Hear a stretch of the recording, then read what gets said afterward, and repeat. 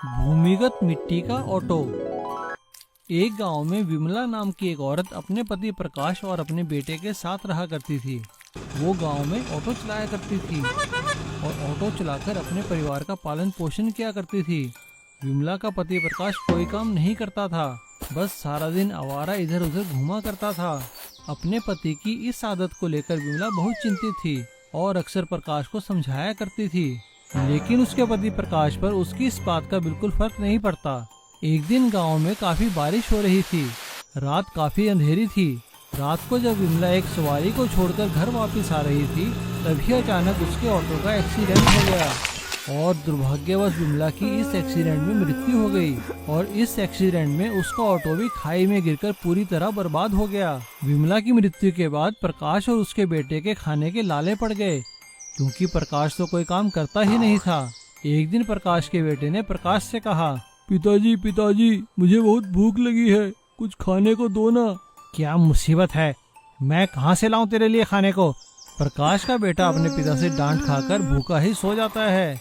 लेकिन उस रात जब प्रकाश सो रहा था, तभी विमला की आत्मा आकर उससे कहती है, देखो, मेरे बेटे के साथ इस तरह का व्यवहार बिल्कुल मत करना। अगर तुमने दोबारा ऐसा कुछ किया तो मैं तुम्हें छोड़ने वाली नहीं। देख विमला, मुझे यूं डराने का कोई फायदा नहीं होगा। तू ही बता मैं क्या करूं।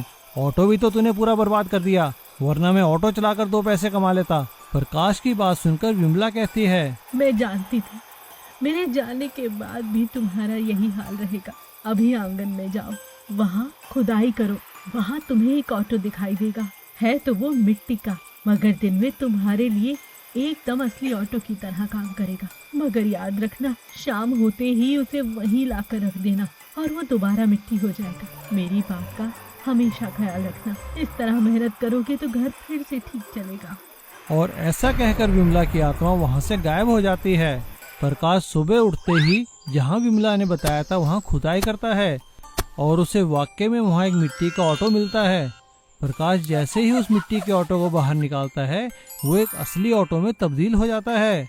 ये देखकर प्रकाश बहुत खुश होता है। पूरा दिन ऑटो चलाने के बाद प्रकाश की काफी अच्छी कमाई हो जाती है। आते हुए अपने बेटे के लिए, जैसा उसने विमला से वादा किया था, खाने के लिए अच्छी अच्छी चीजें लेकर आता है और अंधेरा होने से पहले ही उस ऑटो को वापस मिट्टी में दबा देता है और अगले दिन सुबह फिर से ऑटो को निकाल लेता है।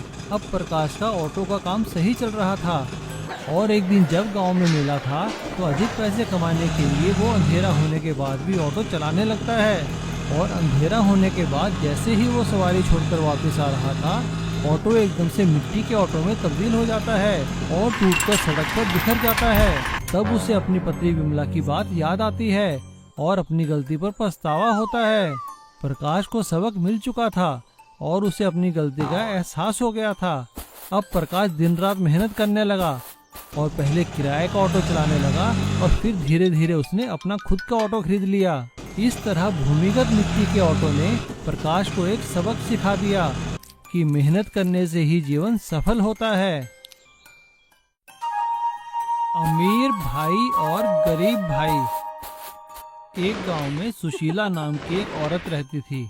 उसके 2 बेटे थे, कमल और विमल। सुशीला के पति का देहांत हो चुका था। सुशीला अपने घर में कपड़े सिलाई करके अपने दोनों बेटों का पालन पोषण करती थी। कमल बड़ा बेटा था और विमल छोटा। कमल पढ़ाई लिखाई में काफी होशियार था। विमल का दिमाग वैसे तो पढ़ाई लिखाई में नहीं लगता था, लेकिन वो शंकर भाई की गैराज में मोटर मैकेनिकी का काम सीखता था। दिमाग तेज होने के कारण वो जल्द ही एक अच्छा मोटर मैकेनिक बन गया। और इधर कमल पढ़ाई लिखाई में काफी आगे बढ़ गया था। अब उसे उच्च शिक्षा के लिए बड़े शहर जाना था। उसने अपनी माँ से कहा, माँ, मेरी यहाँ की शिक्षा खत्म हो चुकी है, अब मुझे आगे पढ़ाई के लिए शहर जाना होगा। कमल की बात सुनकर सुशीला कहती है, मगर बेटा, इसमें तो बहुत पैसे लगेंगे। तू तो हमारे हालात जानता है ना। इससे अच्छा तो कोई नौकरी ढूंढ ले, वो ज्यादा सही रहेगा। लेकिन तभी विमल वहाँ आ जाता है और वो माँ और कमल से कहता है, माँ, अगर भैया पढ़ना चाहते हैं तो इन्हें पढ़ने दीजिए, खर्चा मैं उठा लूंगा, मैं और मेहनत करूंगा। विमल की बात सुनकर कमल विमल को गले से लगा लेता है। कमल शहर जाने की तैयारी करता है कमल शहर में एक बहुत बड़े कॉलेज में एडमिशन ले लेता है और खूब मेहनत से पढ़ाई करता है। पढ़ाई लिखाई खत्म होने के बाद कमल एक बहुत बड़ी कंपनी में ऑफिसर बन जाता है और इधर विमल अपनी माँ के साथ गांव में ही रहता है और कमल का इंतजार करता है। लेकिन कमल कभी वापस घर नहीं आता, वो सिर्फ फोन पे ही कभी कभी बात कर लिया करता है। बड़ा ऑफिसर बन जाने के कारण कमल में काफी घमंड आ गया था और इधर सुशीला कमल को याद कर करके रोती रहती है और उनकी तबीयत काफी खराब हो जाती है। वो विमल से कहती हैं, बेटा बस एक बार तू कमल को मेरे पास ले आ ताकि मेरी आत्मा को शांति मिल सके। माँ ऐसा मत कहो, तुम ठीक हो जाओगी। बाकी जहाँ तक रही कमल की बात, मैं कल ही शहर जाकर कमल को अपने साथ लेकर आऊंगा। और अगले ही दिन विमल गांव वालों को अपनी माँ का ख्याल रखने के लिए कहकर कमल को लाने के लिए शहर को निकल जाता है। शहर पहुँचने के बाद वो विमल का पता ढूंढने लगता है। जब वो एक सड़क पर जा रहा था तभी उसने देखा कि एक तेज रफ्तार से गाड़ी आई और एक डिवाइडर से टकराकर रुक गई। विमल भागकर उस गाड़ी की तरफ गया। उसने देखा उसमें एक बुजुर्ग आदमी बैठे थे।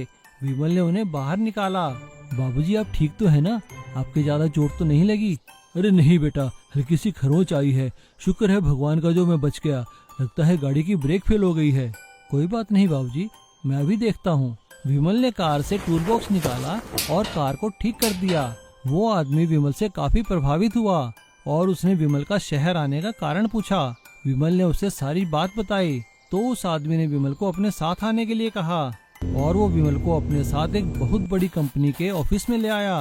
वो उस कंपनी के मालिक थे। थोड़ी ही देर बाद कमल ऑफिस में आता है। सर आपने मुझे बुलाया? अरे भाई तुमने हमें बताया ही नहीं कि तुम्हारी माँ और तुम्हारा छोटा भाई भी है। विमल ये सुनकर हैरान रह जाता है और कमल विमल को देखकर चौंक जाता है। अरे नहीं बाबूजी, कमल भैया तो हमें बहुत बुलाते हैं शहर, वो तो माँ ही नहीं आना चाहती। विमल के मुंह से ऐसी बात सुनकर कमल बहुत शर्मिंदा होता है और वो विमल से माफी मांगता है। कमल विमल के साथ गांव जाता है और माँ से माफी मांगता है और विमल और माँ को लेकर शहर आ जाता है और माँ का एक बहुत बड़े हॉस्पिटल में इलाज करवाता है।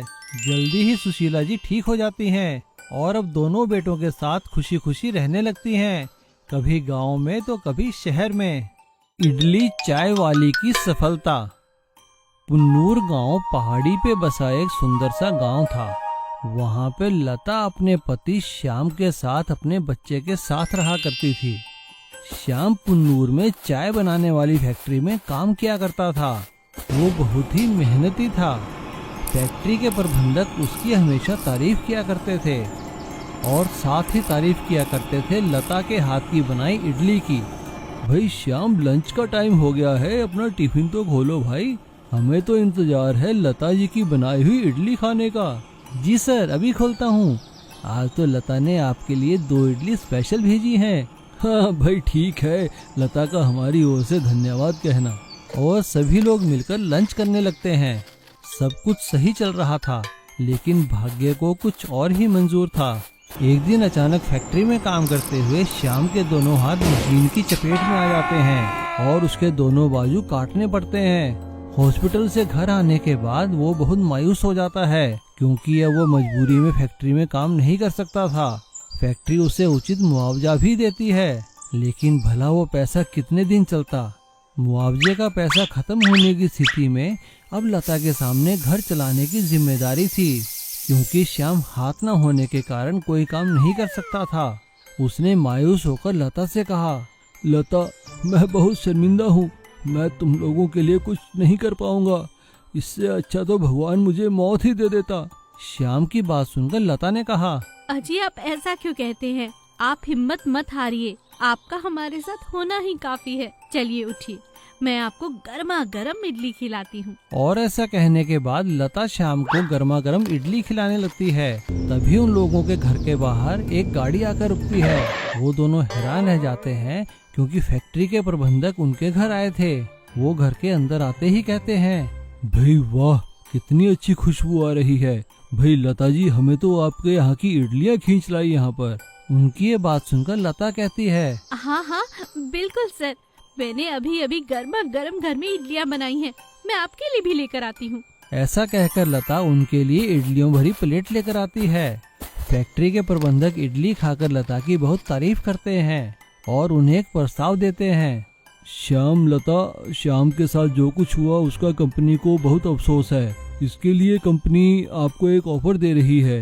कंपनी चाहती है कि फैक्ट्री की कैंटीन लता जी चलाएं और अपने हाथों का बना स्वादिष्ट और पौष्टिक खाना सारे मजदूरों को खिलाएं। और हाँ श्याम, तुम वहाँ बैठे बैठे काम की निगरानी भी कर सकते हो। इसके लिए कंपनी तुम्हें अलग से पैसा देगी। फैक्ट्री के प्रबंधक की बात सुनकर दोनों खुश हो जाते हैं और फैक्ट्री की कैंटीन में काम करने के लिए हामी भर देते हैं। अब फैक्ट्री की कैंटीन में लता इडली के साथ साथ स्वादिष्ट चाय बनाकर भी बेचने लगती है और श्याम वहाँ बैठा बैठा सारे कैंटीन के हिसाब किताब की देखभाल करता है और लता को सभी इडली और चाय वाली लता जी के नाम से जानने लगते हैं और धीरे धीरे उन्हें आसपास की फैक्ट्री की कैंटीनों में भी काम मिल जाता है और वो अब एक सफल गृहिणी ही नहीं बल्कि एक सफल बिजनेस वुमन बन चुकी थी। इसीलिए कहते हैं ना, ईमानदारी और सच्चे दिल से किया गया काम कभी निष्फल नहीं जाता, उसका फल हमेशा मिलता है।